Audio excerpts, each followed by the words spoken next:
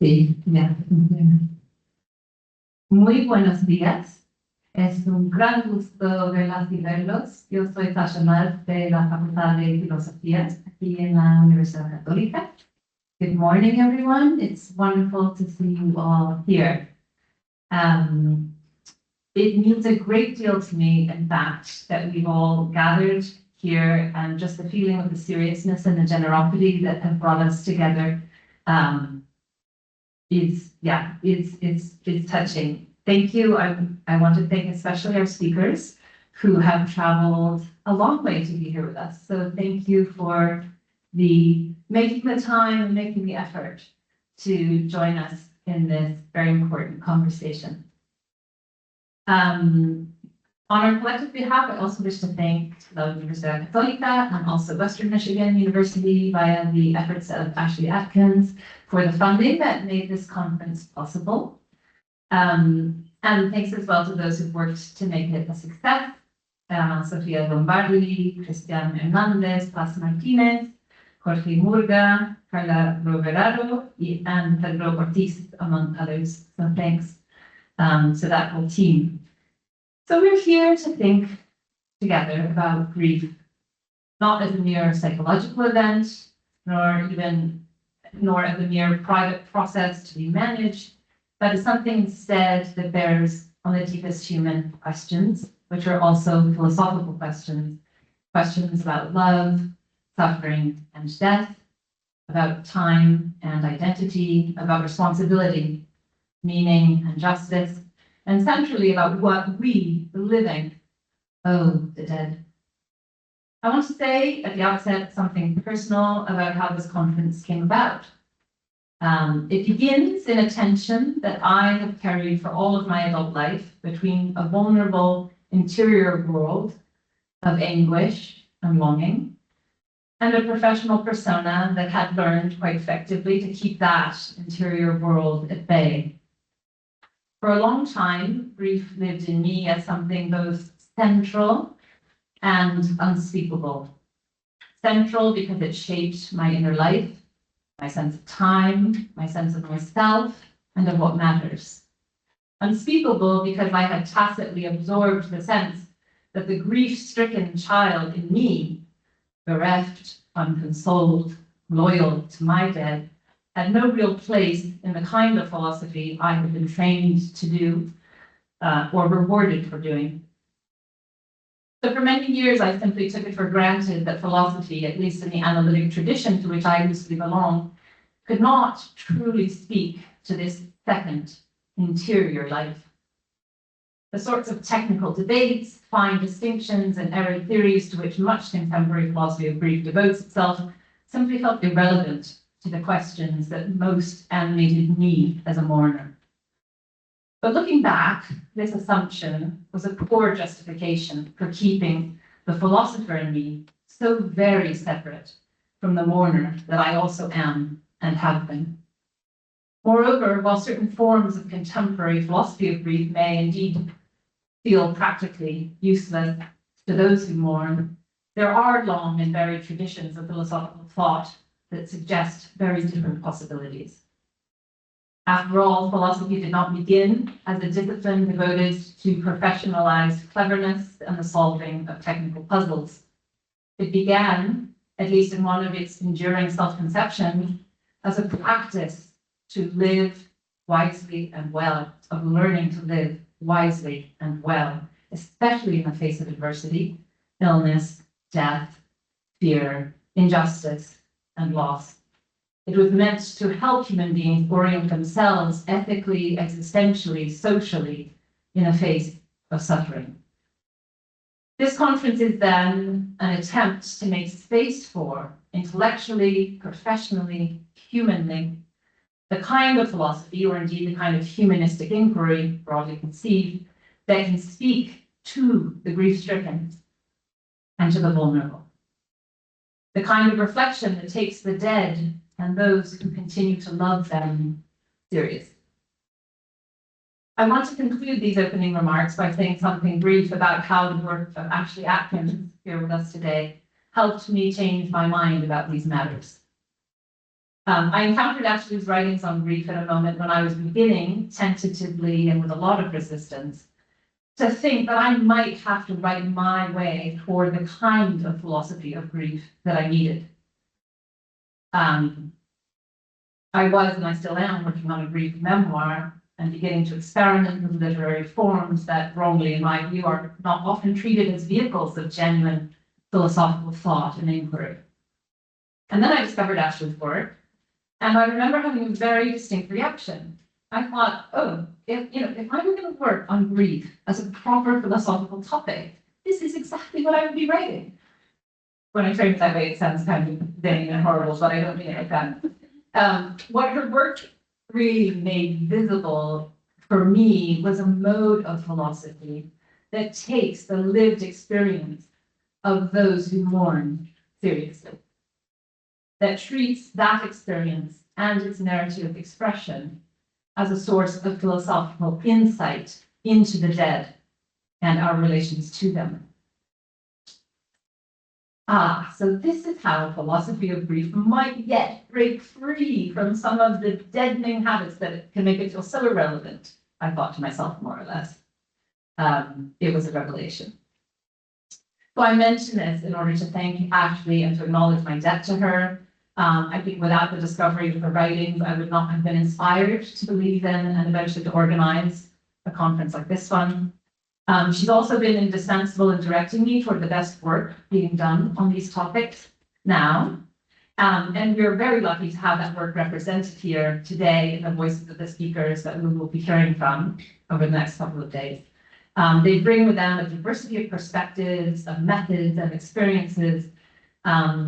Those who, like me, are venturing into questions of grief from other corners of philosophy, those who approach these questions through literature and literary studies, and those whose work moves across disciplinary boundaries or are experimenting with memoir. Together, I think they exemplify the seriousness, the creativity, and the human depth that this field is capable of. It is a privilege to think with them and alongside them and with all of you. So I'm very much looking forward to the conversation. Before I get to practical matters, and maybe it's belong better in the acknowledgements, I also wanted to mention all of those who are no longer with us physically, but accompany us today and right now in spirit. Because I think as we have these conversations, and as these days unfold, for many, if not for most of us, there will be specific loved ones who are felt and who are present. And so I want to acknowledge them in gratitude and also express hope for what we might yet still learn from them, our honored dead. And now just a few practical things. There's been a slight adjustment to the program as it was originally published. Unfortunately, Barry was not able to join us for urgent family reasons. And so the program today will be a bit shorter than originally planned. So we will wrap up at around 3:30 today. Tomorrow's schedule remains completely unchanged. So yeah, that's kind of all there is to say about practical things. It's my pleasure now to introduce our first speaker, Professor Tahneer Oksman. She's Associate Professor in the Department of Writing, Literature and Language, with a joint appointment in the Department of Communication and Media Arts at Marymount Manhattan College in New York City. And she's going to speak to us today about everyday grief and autobiographical writing.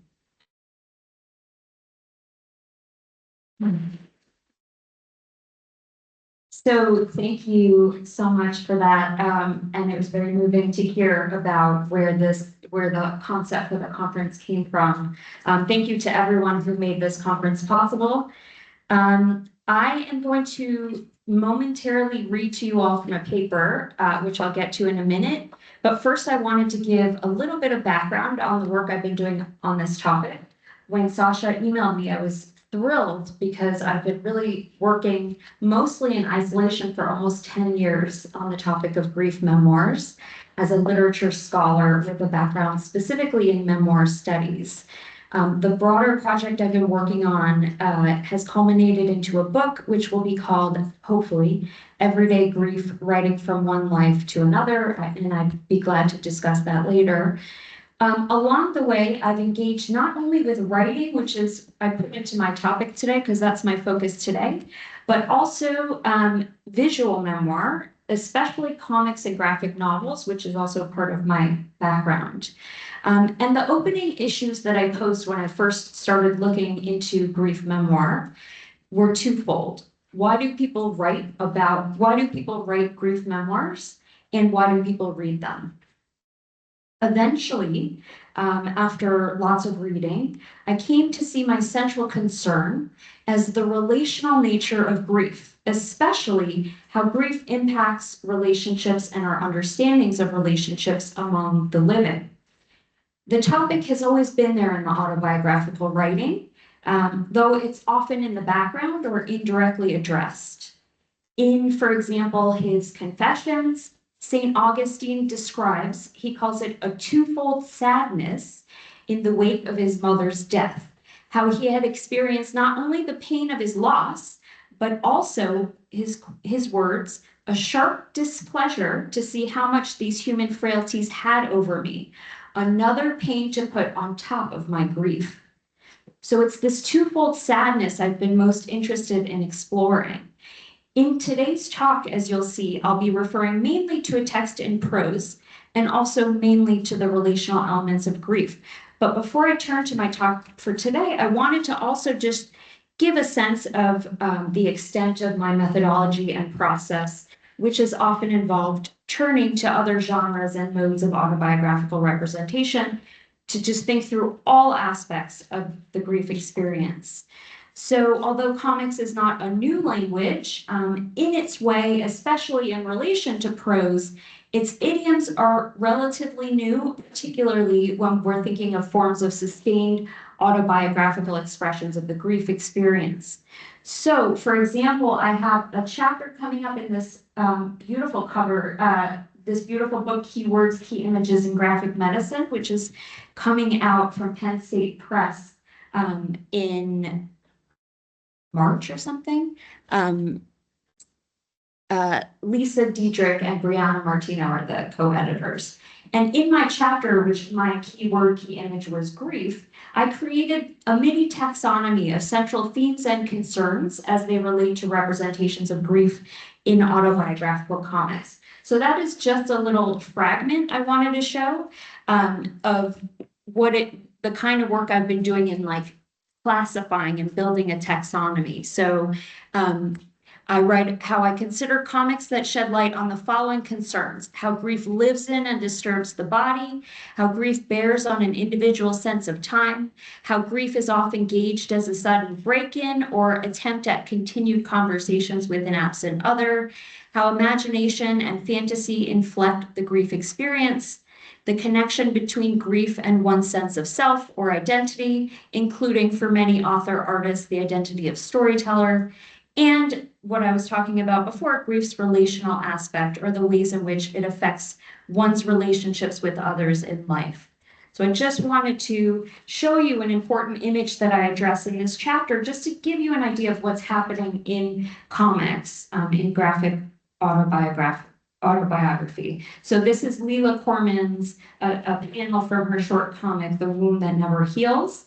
And you can see the image potently displays how grief runs through the grieving person's body, and it's also experienced as an absence felt in and through and also around the body.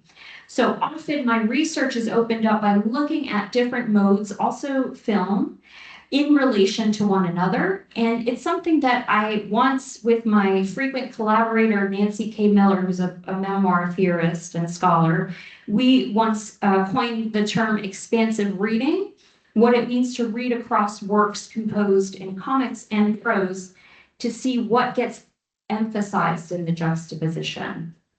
So I have other works I've written on comics, and I'll include a brief biography on comics and grief specifically. I'll include a brief biography at the end of this slideshow, but right now for the rest of this talk, I'm going to turn to a work in progress that I'll be reading snippets from today. The full essay it's a different title from the title of this talk. It's Writing and Reading with Judgment, Wahidi Vara's Ghosts, GPT-3, and Autobiographical Expressions of Everyday Grief.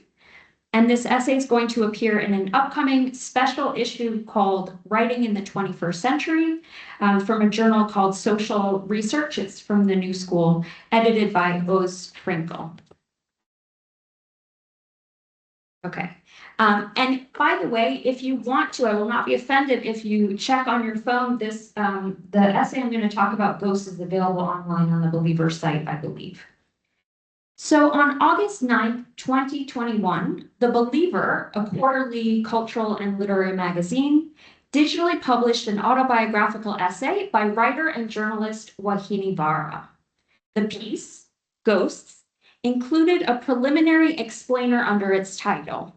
I didn't know how to write about my sister's death, so I had AI do it for me. It quickly went viral. In a 2025 interview, Vara, who had launched her career as a tech reporter for the Wall Street Journal, among other publications, excuse me, before turning to literary writing, recalled at the time receiving a congratulatory message from none other than Sam Altman, CEO of OpenAI. She had initially contacted Altman for special permission to use GPT-3, which wasn't yet publicly available. Presumably, for Altman and others who celebrated the publication, the essay represented the potential for large language models to assist writers in creativity and communication. For still many others, the publication instead signaled an intrusion on the literary world and on contemporary cultural expression more generally. Its existence marked nothing less than the co-optation by big tech of what makes humans human. In this case, people's abilities to use writing to explore the most momentous ordeals of their lives. That the subject of Vara's short piece was a personal exploration of grief is crucial to thinking about both the explosive popularity of the essay and the animated but conflicted responses to it. Grief, like creative expression, is often spoken about as the province of humans. It's not that animals do not grieve, but humans have the unique capacity to reflect on that experience, to express the fraught emotional, cognitive, and somatic turmoil that often accompanies loss, and also to memorialize their dead by bridging memory, observation, and imagination. If a machine can, in response to prompts, generate sequences of words in ways that seem to access truths related to intimate experience, truths that, at least on the surface, helped an author, a professional writer, express herself, isn't this an irrefutable response to what many critics cynically refer to as AI hype? The notion that AI's potential for replacing human thought processes has been oversold. Further, and much related, what might the introduction of this commercial product into a writer's process teach us about the tensions between specificity and convention that emerge in autobiographical writing, particularly but not only when it comes to writing about loss and grief? Finally, what might a close look at Vara's unusually formed piece, which we're going to look at, tell us about the relationship between individual expressions of grief and the real and imagined communities involved in the production and reception of such expressions? So we're going to do a little bit of a close reading, and then we'll move to a broader look at thinking about grief memoir. The subheading to Vara's piece on the Believer site is misleading because the essay, which is built out of 9 sections preceded by a brief introduction, toggles in those main sections between Vara's writing and writing generated by GPT-3. So it is not that the machinery completed the task of writing about Vara's loss of her sister on her behalf. Instead, Vara integrated the generator's output in response to her own writing prompts, sometimes lightly editing that output. In her 6-paragraph prelude, the introduction, she explains the sequence of events that led to the experiment. Having heard of GPT-3 before LLMs like ChatGPT were available for broad public interaction, she had been astonished, that's her word, by samples she had found of what it produced. Of those pieces of writing, she explains, her words again, some of them could easily be mistaken for text written by a human hand. In others, the language was weird, off-kilter, but often poetically so, almost truer than writing any human would produce. I'm skipping around, so the full paper is more comprehensive. Vara goes on in her introduction to describe how she had found herself irresistibly attracted to the model. And here's a slide. These are my highlights. I think these words are really important, and a lot of what I'm going to talk about hinges on these words. She's irresistibly attracted to the way, her words, it offered without judgment. Those are very important words to remember, to deliver words to a writer who has found herself at a loss for them. So her back history, she was born in 1982, Wahini Vara, and she explains how she had not yet been able to write about the death of her older sister Krishna, who died in 2001 when they were both still in college, and the impact that this event had had on her. So the underlying assumption of the passage, a widespread cultural belief in the Western world, is that expressing one's grief, turning the experience into language or other forms of communication like art, is a positive, helpful act for a person who has endured significant loss. Constructivist approaches to grief, in particular, stress meaning-making, that's Robert A.V. Meyer's words for it, through writing and other forms of narrative retelling as a therapeutic mode especially beneficial to those whose grief is considered protracted. Vara's experiment thus builds on this popular approach with a twist. The underlying tension of the piece is driven by the question of whether the LLM, apparently judgment-free, would be able to help her find words in a way she hadn't until then been able to do, and this in turn might transform her sense of grief. After Vara's introduction, each essay section opens with text written by the author presented in bold type, so I'm going to call those Vara's prompts, followed by the generator's output. Vara's bolded prompts repeatedly begin with identical material, although she adds lines, so the length of each new section's prompt increases as it goes along. The LLM's output, on the other hand, is distinguished from Vara's iterative prompts by being made up of entirely new material. The lines of the output's text are also marked by a subtle change in font. You can see it, including non-bolded type. In addition, this is not how it looks when you first get on the website to read the essay. When a user first encounters the digital version of the story, the GPT-3's output, in contrast to Vara's prompts, unspools on the screen as the user scrolls down, recreating the author's own experience of watching the generator at work in real time. So Vara initially interacted with GPT-3 via an online application called Playground, for those who are familiar. This design, the mimetic reproduction of what was already a design choice in the original product, which is a timed unspooling of words appearing in quick succession on the screen, as though the machine is thinking just quickly, adds to a sense of eeriness while reading the essay. That eeriness, what could be described as the strange possibility that the author's not writing alone, is also punctuated by the digital essay's accompanying images composed by Jesse Zhang. It's a carefully curated background. I'll show you a couple of glimpses of the backgrounds. All down the different sections of the piece, there are grainy, vitreous, and pastel-colored visuals depicting machine-like hands typing onto a keyboard facing across some unknown distance, what are meant to be human hands typing onto a different keyboard. The sprawling opening image of the entire piece, this one right here, located under the essay's title, in fact depicts a single version of that warped-looking but personified machine hand. In this case, it reaches out of a computer screen to type onto a keyboard shared by a more human-looking hand, which is simultaneously typing from an opposing angle.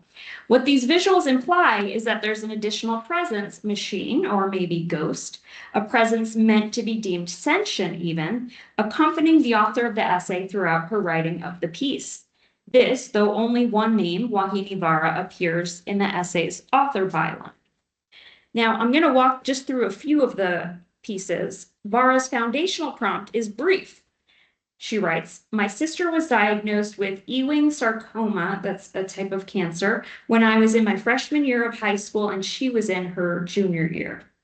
Now, the corresponding GPT-3 text introduces the narrator historically, as a high school lacrosse player who once found herself balancing visiting her sick sister in the hospital with her busy practice schedule. Lacrosse player is in fact a made-up detail, though readers who don't know Vara personally would not have any reason to recognize this. Instead, the illusion is of a cohesive first-person narrative. This artifice works in part because the narrator of Vara's own words is linked to the narrator of the generator's output, here as elsewhere, through proximity and also through the use of the pronoun I, which commonly runs through this patchwork. But the generator, and maybe this is obvious to some, but it feels important to say, is not actually pulling from Vara's memory, and the spell is forcefully broken, this time both for Vara and her readers, when its output in this first section is capped off by this final sentence. She's doing great now. So Vara's nonfiction piece went on to experience various reworkings and republications, including as the subject of a 2021 episode of Chicago Public Media's radio program, This American Life. Going over the process of composition step by step on this episode, Vara described her reaction to seeing the final line of this initial prompted output as a gut punch. It was not only that the model had presented an element of her personal history, lacrosse player, completely foreign to her and uncharacteristic, but the output's closing line negated the very premise behind the experiment, figuring out how to write about the incontrovertible fact of her sister's death.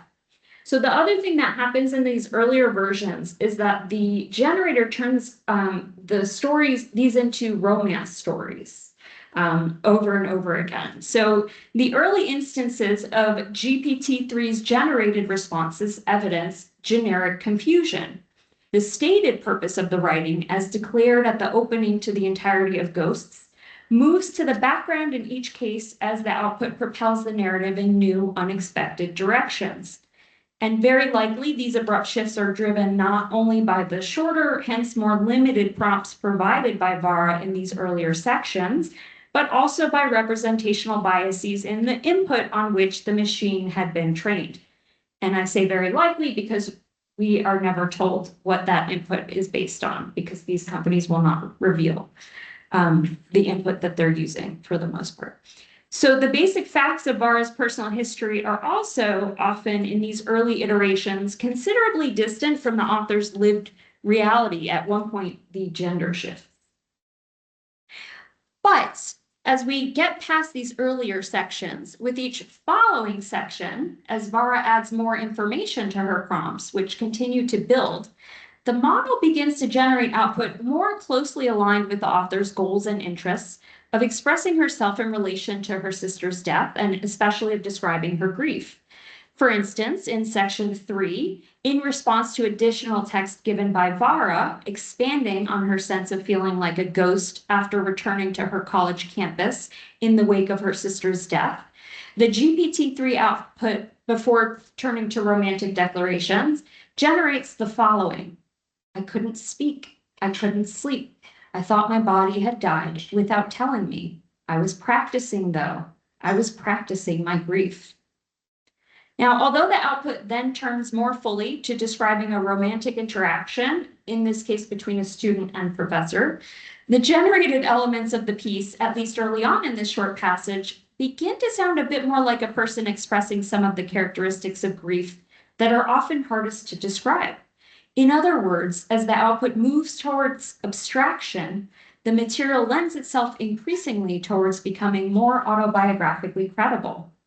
Indeed, there's a common theme in the history of the autobiographical subgenre, often referred to as grief memoir, of grief as a series of negations.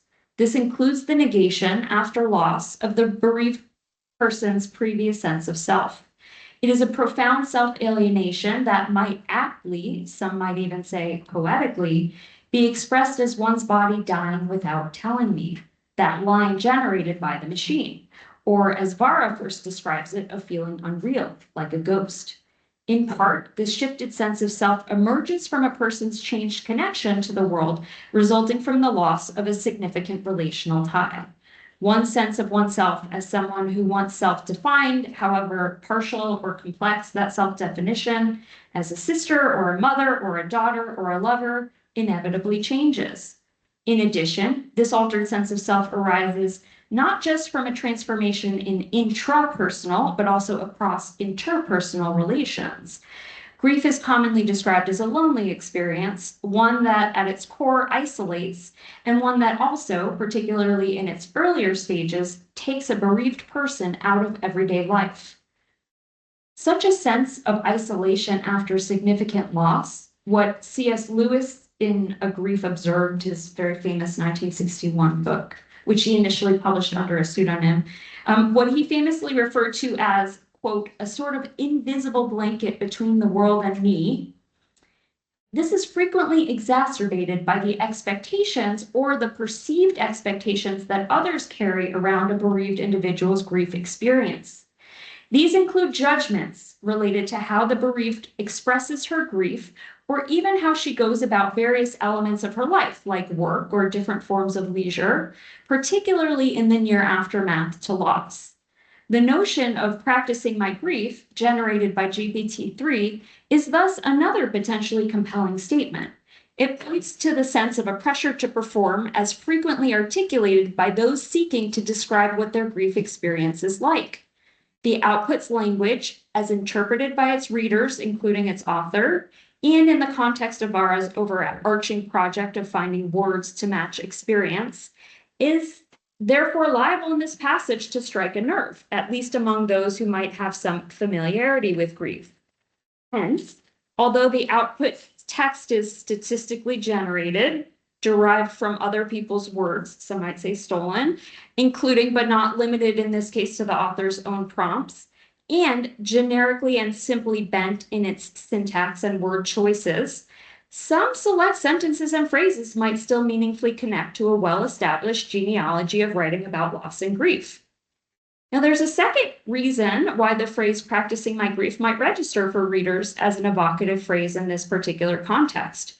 Although only 3 sections into the 9-section essay, the notion of grief as a kind of practice has already by this point been enacted by the slow unfolding or really unscrolling of sections down the page. To practice something is to repeat it, usually until some kind of proficiency has been achieved. In the case of Vara's narrative, as outlined in her introduction, the goal is to arrive at a kind of enunciation that has until now eluded the author-narrator. With each section as it begins, Vara's prompts, though identical up to some point, get longer and longer. She accesses more details culled from lived experience. She develops more fulsome expressions of feelings and sensations. She's able to pinpoint and put into words particular relevant memories, which then build one upon another. Readers witness this grief in practice, just as they also behold both possibilities and more often limitations with regards to how the machine's outputs might contribute to an advancement of that process. Ultimately, as the narrative unfolds, it becomes clearer and clearer that however much Vara's own narrative of grief seems to develop, there will always be an unreachable endpoint to the process of such expression, of finding the right words. Put another way, while one might want to practice grief in order to get better and better at articulating it, in order to achieve some kind of proficiency, this is ultimately an unrealistic goal. Witnessing the slow and unsteady progression of such an impracticable endeavor is not unlike what it feels like to wish that a machine, or really anyone or anything else, will help one find language for what is ultimately at its core beyond language. So here's Elaine Pagels, author of Why Religion, A Personal Story, which is in part a memoir recalling the death of her young son. Recalling this now, she writes, I can only tell the husk of the story, a story known inwardly only by those who have experienced such a loss. Any expression of grief is destined to fall short. This does not, of course, mean that the attempt, the practice, the SAE is without value, but it does suggest that that value might best be understood not entirely as a result of the transmogrification of experience into expression, or what Vara describes as her hope that GPT-3 will deliver words to her where before she couldn't find them. There's some other important element at work, another operation at play, in addition to the more evident desire to search for and find words. So indeed, and I'm skipping around a little bit here, as Vara's writing prompts elongate with each section, as she fills her writing with more memories and more detailed depictions of her own vulnerabilities, it seems she's finally taking up what begins to emerge is that other element at work in the writing of the piece, an element as yet unpronounced. It is not just that the author has been unable to find the words to write autobiographically about her sister's death and its impact on her. It's also that she's been unable to share those words with an audience, to open herself up to others in this way. These two ambitions come to fruition, not with the composition of the essay alone, but with its publication, its introduction to a potential audience. Whereas her utilization of GPT-3 had been in part a result of knowing that she could expect to engage with it without judgment, opening the piece up to readers means making just such judgments possible. And there's even in this case, in addition to regular judgments about grief, the judgments that might emerge from using a chatbot to explore grief. But it's that very vulnerability, that exposing of oneself to the chance responses of others, that in fact brings vitality to the entire project. It's what moves the piece. The author has found words, but perhaps more crucially, she's found readers. And here's Nancy K. Miller, who again is a memoir scholar, in a very important essay, The Entangled Self from 2007. And she writes, "The reader is the autobiographer's most necessary other. You conjure the reader to prove that you're alive." These then are a whole different manner of shadowy presences, of ghosts, than what are suggested in the piece's title and its accompanying images. Rather than links to death or to the non-human, these conjured phantoms are links to real people, to everyday life. Now, Vara's autobiographical grief narrative, however unprecedented, at least for the time, in its form and approach, readily connects with the lineage of writing characterized by a desire to find words in the face of an experience that so often disturbs the writer's relationship to language and expression. So here's Virginia Woolf writing in an autobiographical essay from 1941, A Sketch of the Past, a passage concluding her reflections of the times that followed her mother's death. "The tragedy of her death," she writes, "was not that it made one now and then and very intensely unhappy. It was that it made her unreal, and us solemn and self-conscious. We were made to act parts that we did not feel, to fumble for words that we did not know. It made one hypocritical and enmeshed in the conventions of sorrow." Woolf's words, which were written shortly before her death and only posthumously published, predate the establishment of a recognizable circulating body of grief memoirs, but the passage foretells many of the repeated tropes and preoccupations of what would, starting in the mid-20th century, begin to emerge as a recognizable subgenre. Central to that subgenre is the writer's awareness of those conventions of sorrow, including everything from their cataloging of it and their resistance to it, to their own self-consciousness about such cataloging and resistance.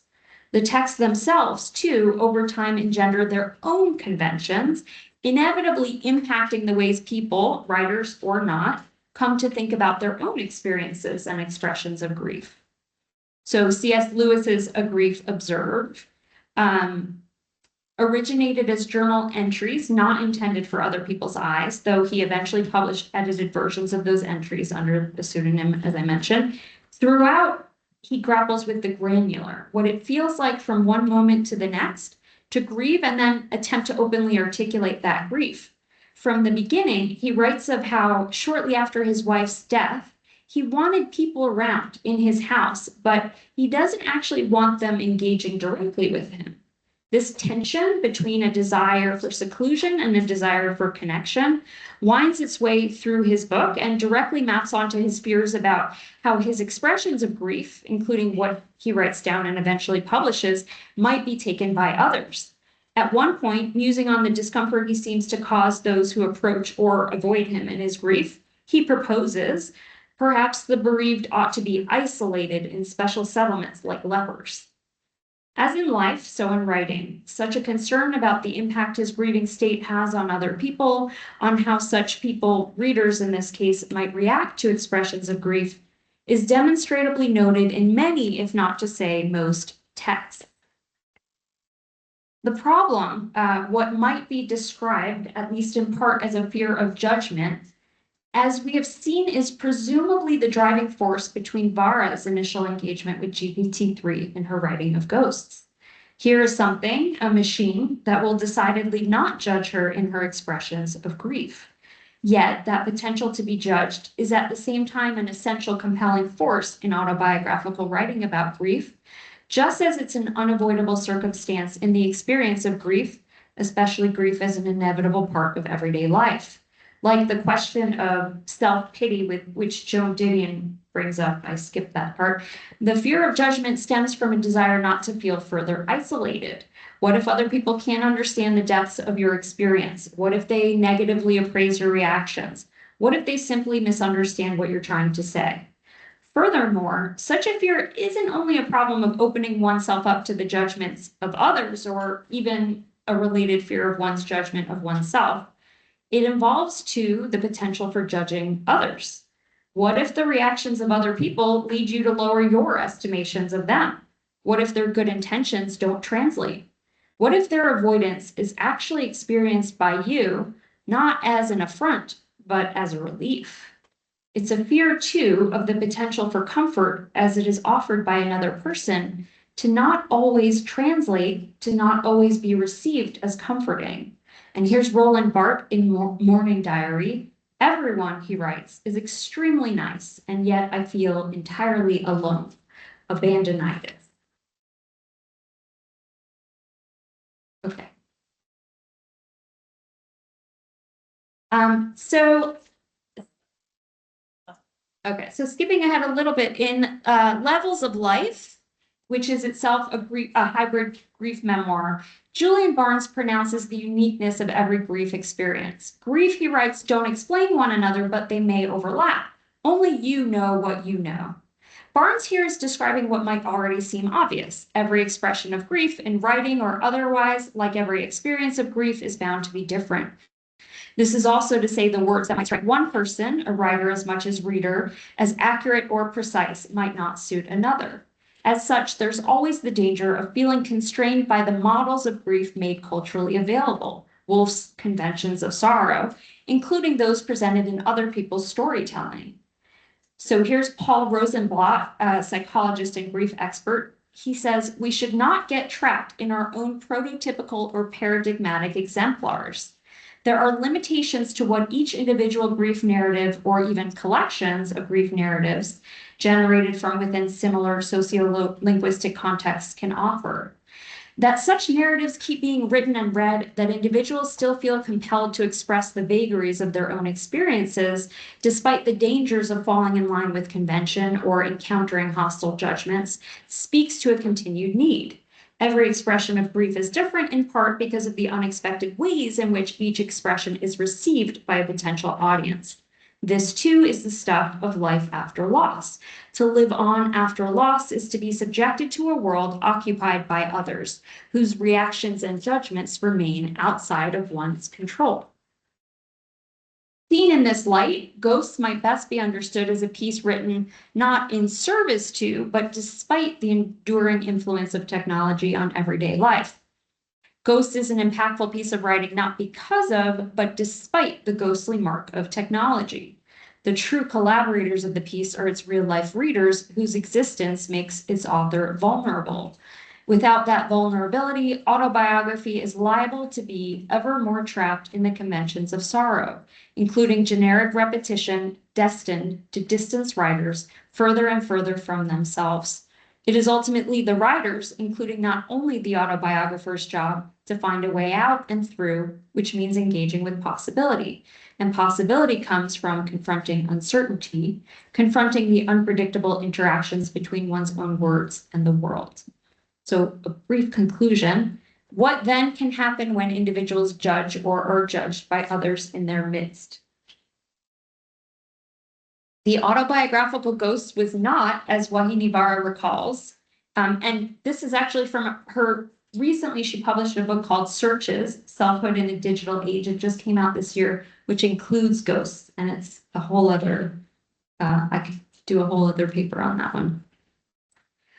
So recently she recalls in this book that the first time she had attempted to write about her grief, she signed up for a creative writing class in college at Stanford in her sophomore year, soon after her sister's death.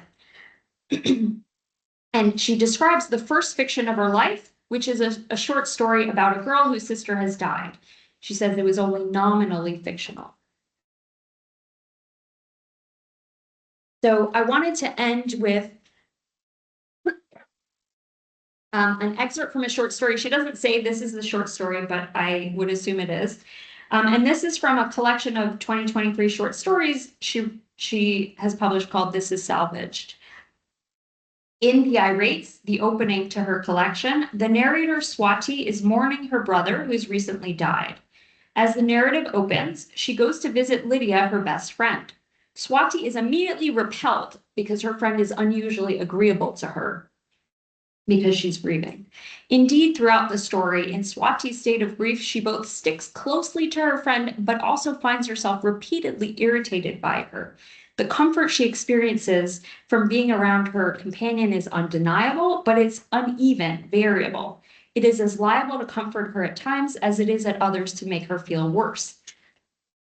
So in this final passage, the narrator recalls, it's not the final passage, it's just along past my final slide.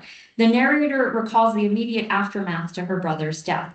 When the scene opens, Swati's in her family's home, her brother's dead body still present in the living room. She's surrounded by people, mourners, but she sits beside her brother's body feeling disconnected. I stared at the cracked leather of the couch, the narrator explains. I counted the lines in the leather. Suddenly her friend enters the room and something shifts. And here's the passage. Only when Lydia showed up and called my name, her voice high and trembling, did I stand. I got up and ran into her arms, and we stood in the front hall shivering together like that, and I loved her. Then I sat on the other couch with her, across from the couch with my brother on it. I closed my eyes and let her braid my hair. It felt nice. But then she stopped braiding my hair and went over to where my brother lay, to where I had been sitting before. She put her fingers on his arm. She murmured something, a religious chant of some kind. I hated her then. I can't explain it. So there's many ways to interpret the story, but for the sake of this paper, this story calls back that risk of grieving in the world, of grieving among others. The scene exposes the ways in which another person, even within a short span of time, can both forcefully disturb and also deeply comfort an individual experiencing grief. It's not always clear what reactions and behaviors, what words, what looks, what body language will pacify and soothe, just as it's not always clear what will cause anguish or discomfort. In the end, there's only one way to find out. It involves planting oneself in grief among other people. Opening up after loss is risky in all sorts of ways. There's the continued potential to love and hate, to be loved and feared and avoided and critiqued. It is a risk not unlike giving form to one's grief, then seeing what others make of that form. But such a gamble also signals a return.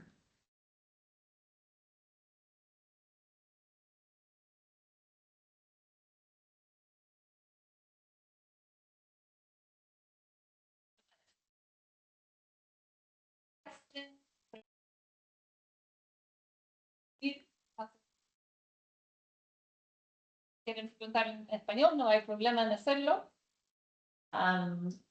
Yeah, opening the floor. Kathleen.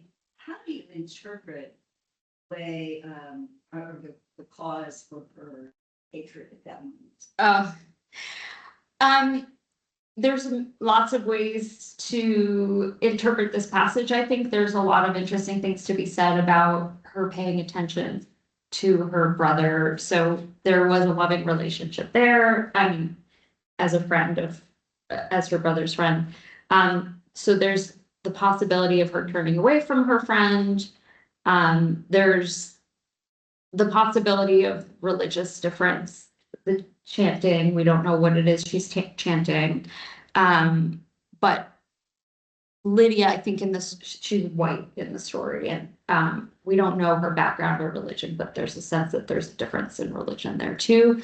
So there's lots of ways of interpreting it. I sort of tacked it on here because I thought it was a beautiful way of thinking about how you can feel so comforted by someone in grief, and you can also feel such deep hatred for them. But certainly there's lots of more granular ways to interpret the passage in terms of also the rest of the story, which is about, also it's about the changed relationship between the two friends in the wake of her brother's death, and the ways in which the friend treats her differently with kid gloves.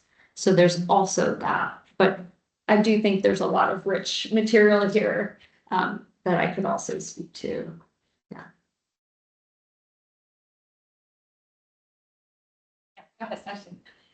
So I guess that's just a question about what you're trying to say, and then a question to follow. So if I've understood you, you're saying that this essay, this piece in the Believer, illustrates the tension that you can observe and other people who are in grief between not wanting to be judged, but to somehow also express, and but also maybe needing the judgment of others, and opening oneself, a sort of willingness to, in time, open oneself up to others who will judge or evaluate or engage in some way with what you're expressing. Mm-hmm. So it's an illustration of this kind of tension that appears in other places, in other works.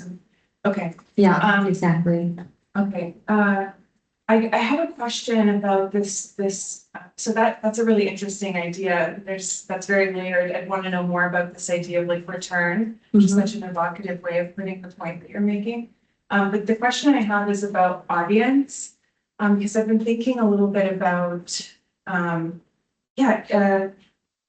what's going on in some cases where it seems like people are directing speech to other human beings, and they appear to be a kind of audience for what's being said, but in fact, there's like no interest in any kind of response, or there's like fury if there is any kind of response. So just one example to illustrate, I'm thinking about Hanke in A Sorrow Beyond Dreams. He says, sometimes for reasons I don't understand, I feel the need to blurt out that my mother committed suicide and is dead. Mm-hmm.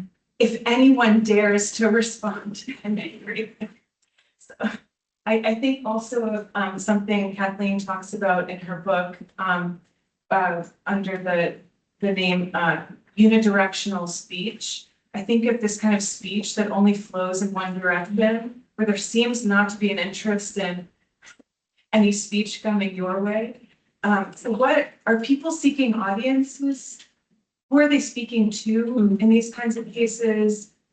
Do you think that there's a sense in which people might be trying to speak to like the dead, address the dead, or are they speaking through the person they're talking to? And so I'm thinking about these kinds of examples where it's hard to understand if there is an audience, like who that audience is, or what's going on. This is a great question. So it's something I've wondered a lot about, because in a lot of these memoirs, when you do find the writer explaining why they've written the book, often they'll say, oh, this is a guide for other people who are also going through or will go through what I'm going through. You'll also hear it's a form of catharsis, of a therapeutic thing that I just need to do. But the question then is, why polish it? Why make it public?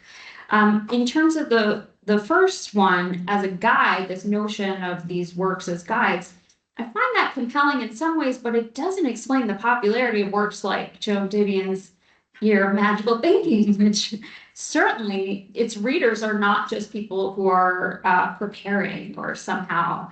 Plus, this notion of preparing opposes what lots of these memoirs say, which is you can't prepare. There's no way of preparing. So there's a lot of interesting tension there, I think, in terms of why these books are written, who the audience is for. The other element that I find compelling, so a lot of my thoughts about audience and the relational elements comes from Yi-Yun Lee's memoirs. Well, one is a novel, clearly autofiction about her first son's suicide. And then more recently this year, she wrote a memoir about her second son's suicide. And she also has a book of previous essays about her friends' suicides, and she has short stories. And a recent short story in the New Yorker, actually fictional. So she's engaging in from all kinds of modes with questions about grief. You can see, first of all, the tension in her work between this, what I find really everywhere, this desire to be in the world, to connect with people, to tell your story, to say what's on your mind, and then this desire to turn away. So her novel, I'm sorry, the name is escaping me, but the novel about, Where Reasons End, it's called, about her, the fictional son's death, is a conversation between her and her son. So ostensibly she wants to be outside the world. She just wants to be with her son. But if you read that novel, sorry, I keep slipping. If you read that novel closely, clearly there are moments when a neighbor comes over and delivers her cookies, and then she dismisses the neighbor. Or she's on the subway talking to this the dead son. And she overhears two people talking about someone else's death by suicide. And so there's constant intrusions. And so what I take from it is that there is this tension between a desire to share and a desire to be with the dead or be with the self in relation to the dead, whichever way you're seeing that. So to converse with the dead. So there's that constant tension. I also, another interesting thread, I think, in a lot of these memoirs, including Yi-Yun Lee. So Yi-Yun Lee actually in her recent memoir says that she doesn't like the word grief. And it's actually where I have been thinking through what is it that she doesn't like about the word grief. And it's where this notion in my book, I talk about how this notion of everyday grief is really taken from Yi-Yun Lee, this desire to rethink grief and think about it not in terms of this person isolating themselves, but as something that somehow is in tension with the desire to turn away and the desire to turn towards. In this same memoir, she has an entire chapter about people's responses to her son's death. And it's actually in her writing, she writes with such equanimity normally, but I find this chapter very uncharacteristic. There's a lot of anger in it. And so she writes about all of the awful responses people have had, including sort of reaching out to her celebrity in the wake of her child's death, and like someone asking her to read a manuscript, like, sorry, your kid died, here, can you read, and you see this actually in a lot of memoirs, people writing about the negative reactions that other people have had that have harmed them. But there's still clearly, one of the questions I have is this pedagogical? Like, is that the purpose? And I think that there is a way in which we can read a lot of these memoirs and think about how they teach us not just, this sort of circles back to your initial question, not just to prepare for our own inevitable grief experiences, but also how to be around people around us who are in deep grief or experiencing grief.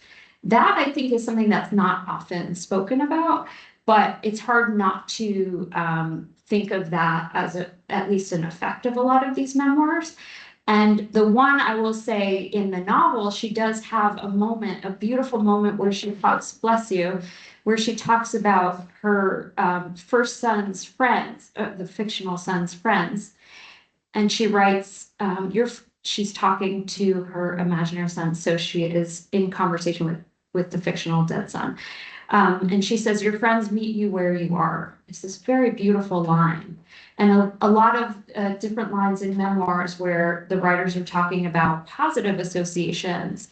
Joan Didion writes about someone who brought her soup or something, just brought her food and made her body feel warmer because her body was very cold.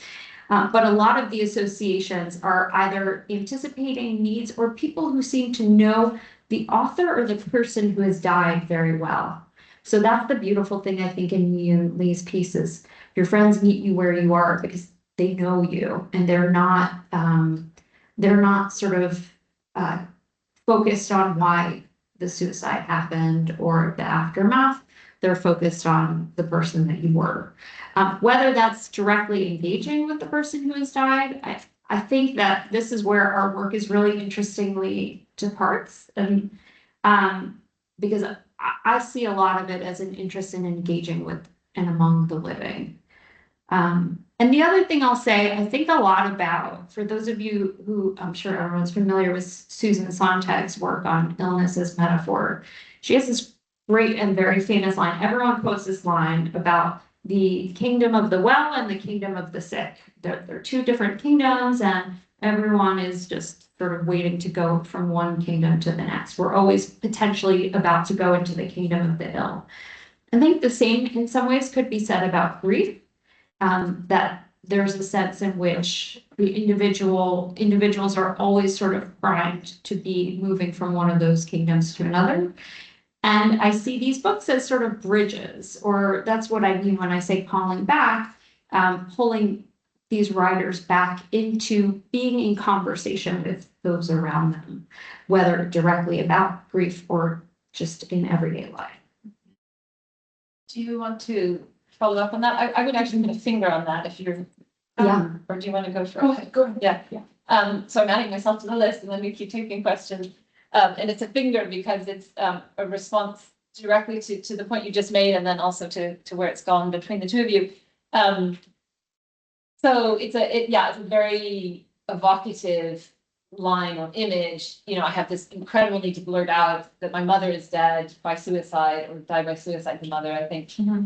But if anyone dares reply, then I'm furious, right? It just captures something that is also going on with the hate, I think, or possibly resonant with what's going on in the hate in the passage that you looked at.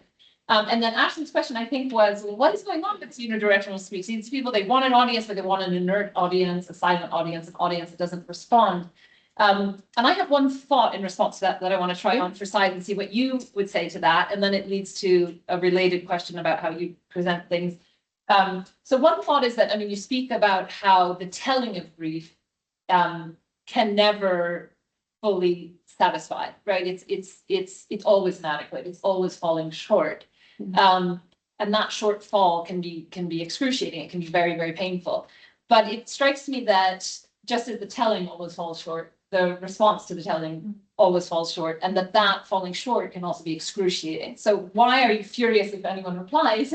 Because the replies are bound to hurt in their profound inadequacy, right? In that very falling short. So you're wanting to protect yourself from the falling short. Do not open your mouth. Do not say anything, because whatever you will say will hurt.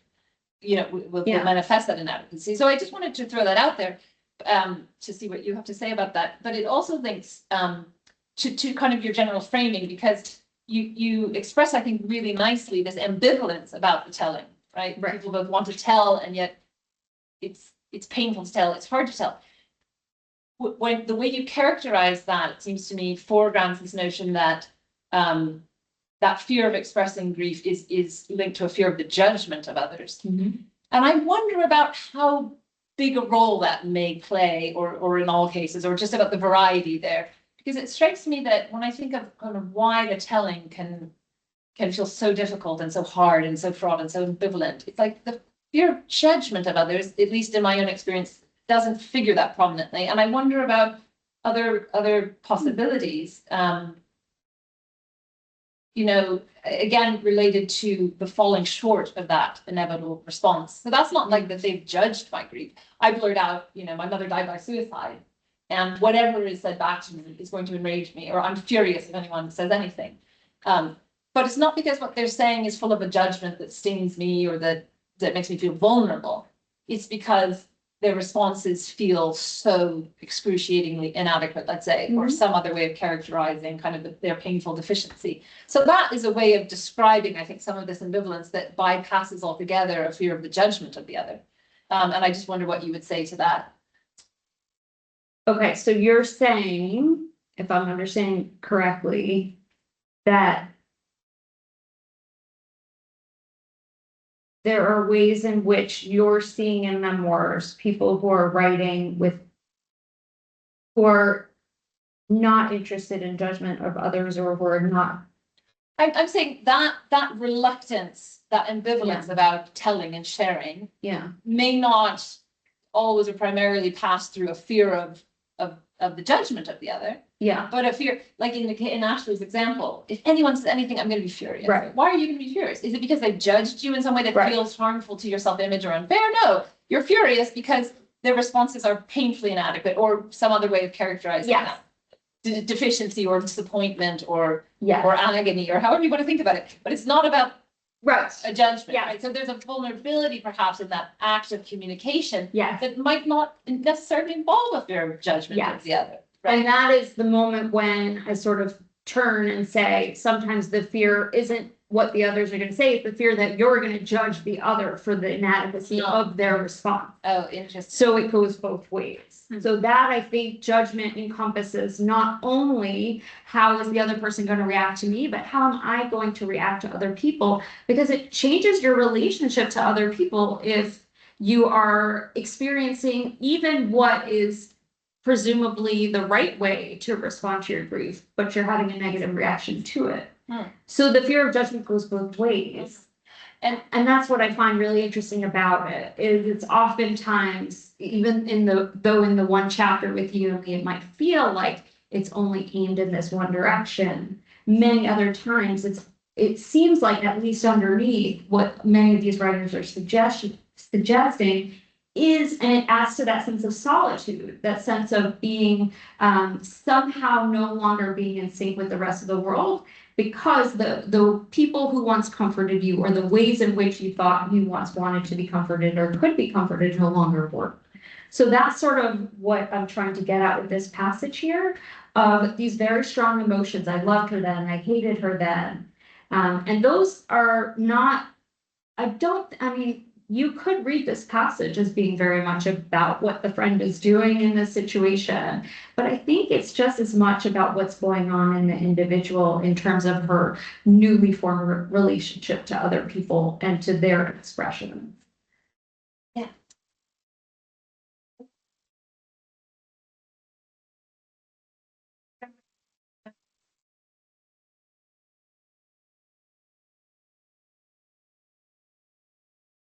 This passage, I interpret like the main character is wanting to be touched, wanting to feel alive, her self, and not wanting to be touched on the part of herself that's dying with his brother. Her brother's dead, Yeah. but she's still dying with him. So being touched with her friend is touching her through her brother's dead body. And in some sense, because when we are grieving, there's a part of you that's dying with the person. Yeah. And that. So I really like this notion of wanting to be touched, but not wanting to be touched. So I think this resistance toward others' reaction is about not wanting to be touched on my wound. And as you said, the fear of just reacting too much or too angry. So the other thing is that in the work that you shared posts, there is this image of the two hands as well. Yeah. So I think, summary, there's something about touching the wound, and touching others people in hands, and wanting to be touched, not wanting to be touched, wanting to reach out, not wanting to reach out. And that's the way body and language work, because it's not only what I mean to say in brief. We want to attain the perfect explanation by language, but that's not possible. And that's the point. Yeah, that's great. That we have to work through body touch and language, and language as well as touching. That's beautiful. And actually, I would go back to the, I didn't talk much about this image, but this comic by Leila Corman, The Wound That Never Heals, about the loss of her daughter, is all about the body. And I think what I love about comics is it can visualize not just the sense, I mean, if you even look at the puddle around her feet, I can't actually read it, it's too small here, but what does it say? My feet that itch and cry along with the rest of me. Yeah, and you can see, so she's visualizing not just what's going on in her own body, but sort of an extension of the absent body that was her child, because so much of that relationship with children is based in and around touch. And so it's a loss of touch. And I think one thing, I mean, you can find moments of somatic, we could call it somatic tension or somatic loss in a lot of these memoirs, but something that often gets lost is the touch, the problems of touch. It's what's so memorable about that moment in Joan Didion when the friend brings her something warm and recognizes that she needs that for her body. So it's a recognition that all these things are going on in her body, even if most of what people are going to be talking about to her are not bodily, because that's just not how people tend to respond when you've lost someone who has the body.